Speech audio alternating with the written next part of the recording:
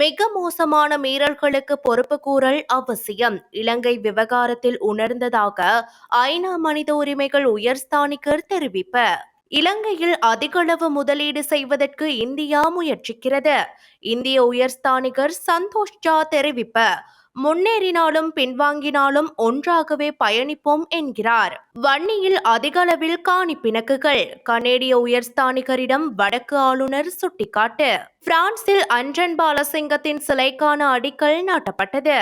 திசை மாறி சென்று காணாமல் போன 7 யுவதிகளும் பாதுகாப்பாக மீட்பு. புசல்லாவையில் சம்பவம். தமிழ் அரசியல் தலைவர் அப்பாப்பிள்ளை அமிர்தலிங்கத்தின் கொலை நடந்த விதம். மத்தியஸ்தரின் சர்ச்சைக்குரிய தீர்ப்பால் ரசிகர்கள் மைதானம் புகுந்து தாக்குதல். ரெனோன் மாளிகாவத்தை யூத் அரையிறுதி போட்டியில் சர்ச்சை.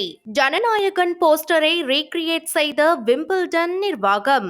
இலங்கையின் ஏற்றுமதி துறையில் ஆழமான தாக்கங்களை ஏற்படுத்தும் அமெரிக்காவின் வரி விதிப்பு.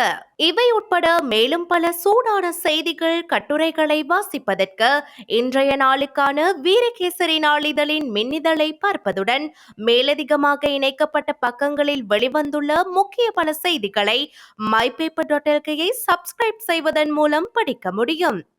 வீரகேசரி, எங்கேயும் எப்போதும்.